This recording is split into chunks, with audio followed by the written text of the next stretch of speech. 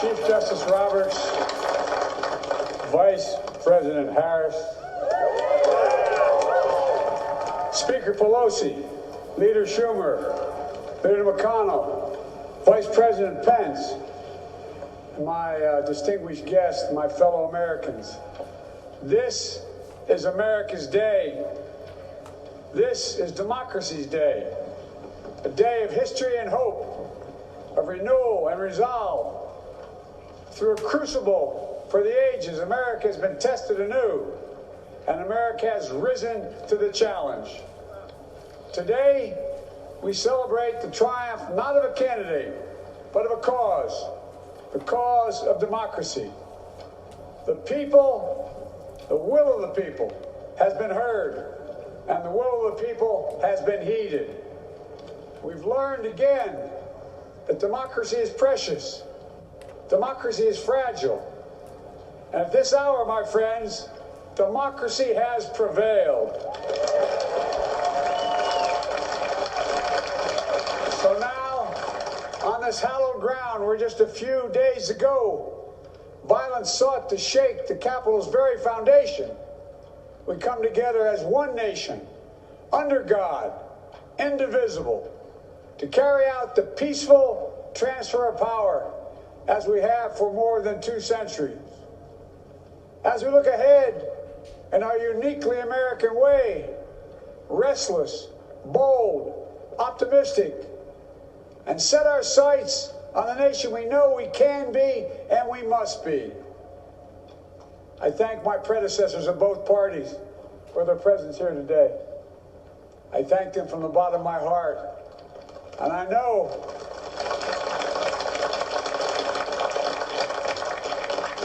the resilience of our Constitution and the strength of our nation, as does President Carter, who I spoke with last night, who cannot be with us today, but whom we salute for his lifetime in service.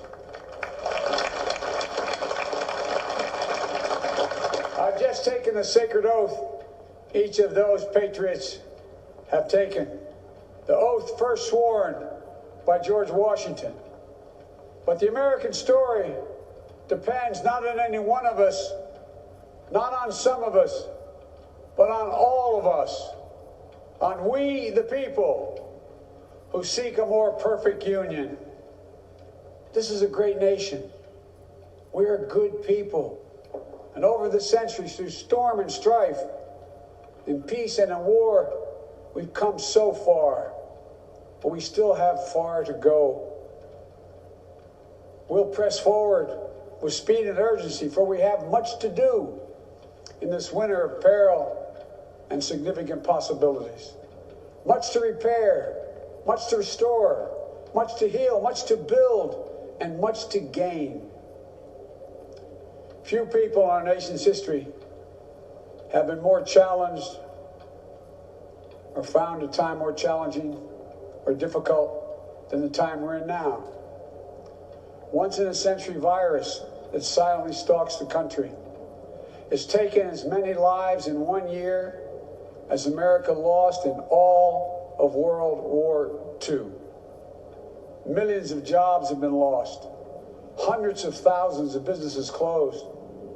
A cry for racial justice, some 400 years in the making, moves us. The dream of justice for all will be deferred no longer. A cry for survival comes from the planet itself. A cry that can't be any more desperate or any more clear. And now, a rise of political extremism, white supremacy, domestic terrorism, that we must confront and we will defeat. To overcome these challenges, to restore the soul and secure the future of America, requires so much more than words. It requires the most elusive of all things in a democracy: unity. Unity. In another January, on New Year's Day in 1863, Abraham Lincoln signed the Emancipation Proclamation. When he put pen to paper, the president said, and I quote, If my name ever goes down into history, it'll be for this act, and my whole soul is in it. My whole soul is in it. Today, on this January day, my whole soul is in this. Bringing America together, uniting our people, uniting our nation. And I ask every American to join me in this cause.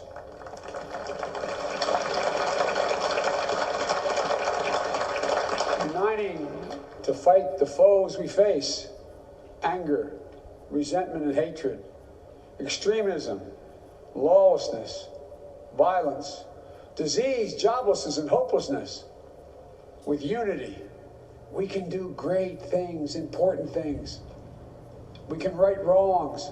We can put people to work in good jobs. We can teach our children in safe schools. We can overcome the deadly virus. We can reward work and rebuild the middle class and make healthcare secure for all. We can deliver racial justice, and we can make America once again the leading force for good in the world. I know speaking of unity can sound to some like a foolish fantasy these days. I know the forces that divide us are deep and they are real. But I also know they are not new. Our history has been a constant struggle between the American ideal that we're all created equal and the harsh, ugly reality that racism, nativism, fear, demonization have long torn us apart. The battle is perennial, and victory is never assured. Through Civil War, the Great Depression, World War, 9/11, through struggle, sacrifice, and setbacks, our better angels have always prevailed. In each of these moments, enough of us have come together to carry all of us forward. And we can do that now. History, faith, and reason show the way of unity. We can see each other not as adversaries, but as neighbors. We can treat each other with dignity and respect. We can join forces, stop the shouting, and lower the temperature. For without unity, there is no peace, only bitterness and fury. No progress, only exhausting outrage. No nation, only a state of chaos. This is our historic moment of crisis and challenge. And unity is the path forward. And we must meet this moment as the United States of America.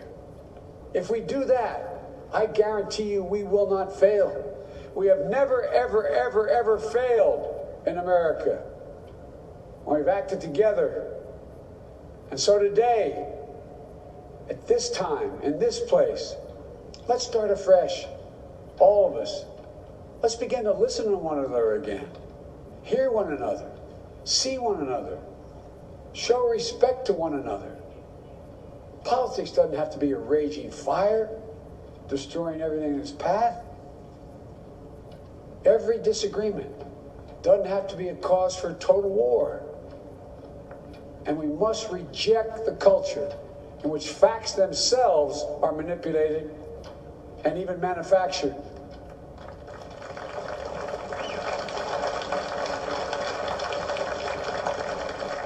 My fellow Americans, we have to be different than this. America has to be better than this. And I believe America is so much better than this. Just look around. Here we stand in the shadow of the Capitol Dome, as was mentioned earlier, completed amid the Civil War, when the Union itself was literally hanging in the balance. Yet we endured. We prevailed. Here we stand, looking out on the Great Mall, where Dr. King spoke of his dream. Here we stand where 108 years ago, at another inaugural, thousands of protesters tried to block brave women marching for the right to vote. And today, we mark the swearing in of the first woman in American history elected to national office, Vice President Kamala Harris. Don't tell me things can't change. Here we stand, across the Potomac from Arlington Cemetery, where heroes who gave the last full measure of devotion rest in eternal peace. And here we stand, just days after a riotous mob thought they could use violence to silence the will of the people, to stop the work of our democracy, to drive us from this sacred ground. It did not happen. It will never happen. Not today, not tomorrow, not ever. Not ever.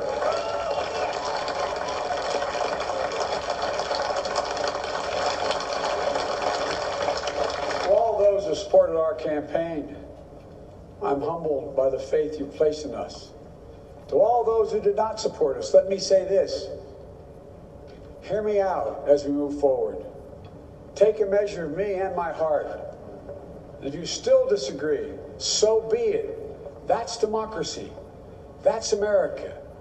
The right to dissent peaceably within the guardrails of our republic is perhaps this nation's greatest strength. Yet hear me clearly. Disagreement must not lead to disunion. And I pledge this to you.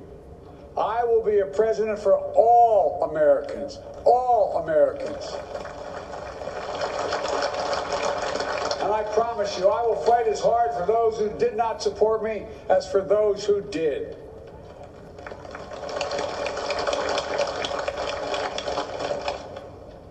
Many centuries ago, St. Augustine, a saint of my church, wrote that a people was a multitude defined by the common objects of their love. Defined by the common objects of their love. What are the common objects we as Americans love that define us as Americans? I think we know. Opportunity, security, liberty, dignity, respect, honor, and yes, the truth. Recent weeks and months have taught us a painful lesson. There is truth and there are lies. Lies told for power and for profit. And each of us has a duty and a responsibility as citizens, as Americans, and especially as leaders. Leaders who have pledged to honor our Constitution and protect our nation, to defend the truth and defeat the lies. Look, I understand that many of my fellow Americans view the future with fear and trepidation. I understand they worry about their jobs.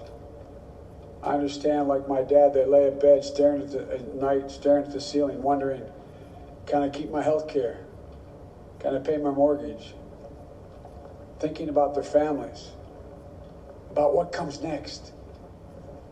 I promise you, I get it.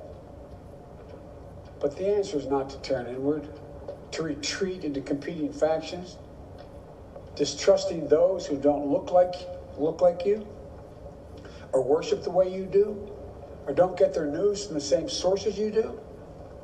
We must end this uncivil war that pits red against blue, rural versus urban, conservative versus liberal.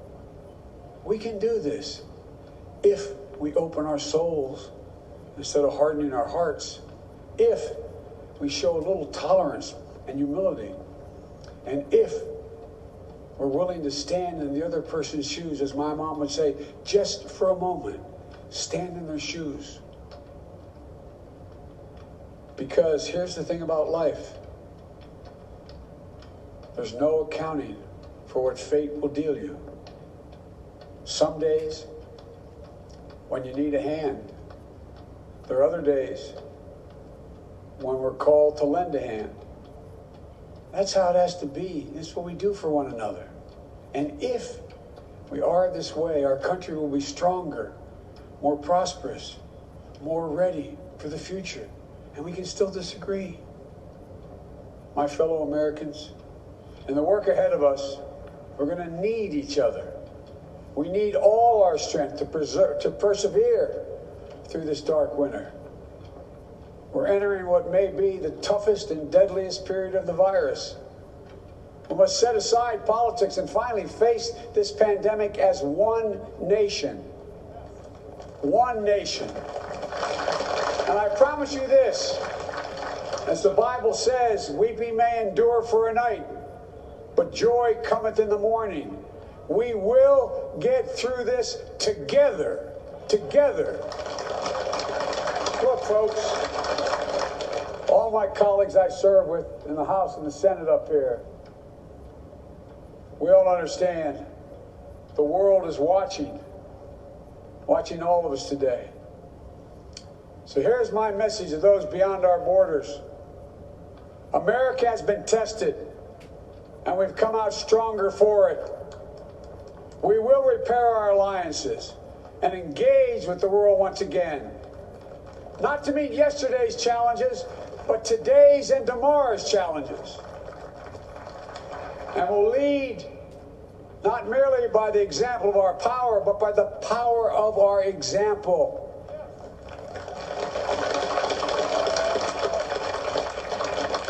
We'll be a strong and trusted partner for peace, progress, and security.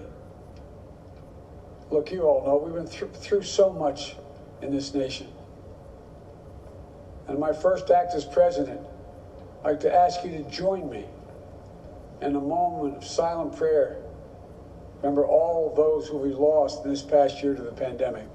Those 400,000 fellow Americans, moms, dads, husbands, wives, sons, daughters, friends, neighbors, and co-workers. We'll honor them by becoming the people and the nation we know we can and should be. So I ask you, let's say a silent prayer for those who've lost their lives and those left behind, and for our country.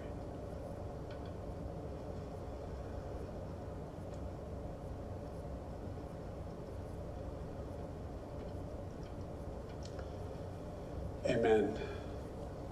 Folks, this is a time of testing. We face an attack on our democracy and on truth, a raging virus, growing inequity, the sting of systemic racism, a climate in crisis, America's role in the world. Any one of these would be enough to challenge us in profound ways. But the fact is, we face them all at once, presenting this nation with one of the gravest responsibilities we've had. Now we're going to be tested. Are we going to step up? All of us? It's time for boldness, for there is so much to do. And this is certain. I promise you, we will be judged, you and I, by how we resolve these cascading crises of our era. We will rise to the occasion is the question. Will we master this rare and difficult hour? Will we meet our obligations and pass along a new and better world to our children? I believe we must. I'm sure you do as well. I believe we will. And when we do, we'll write the next great chapter in the history of the United States of America, the American story. A story that might sound something like a song that means a lot to me. It's called American Anthem. There's one verse that stands out, at least for me, and it goes like this. The work and prayers of century have brought us to this day. What shall be our legacy? What will our children say? Let me know in my heart when my days are through. America, America, I gave my best to you. Let's us add our own work and prayers to the unfolding story of our great nation. If we do this, then when our days are through, our children and our children's children will say of us, they gave their best, they did their duty, they healed a broken land. My fellow Americans, I close the day where I began, with the sacred oath. Before God and all of you, I give you my word. I will always level with you. I will defend the Constitution. I'll defend our democracy. I'll defend America.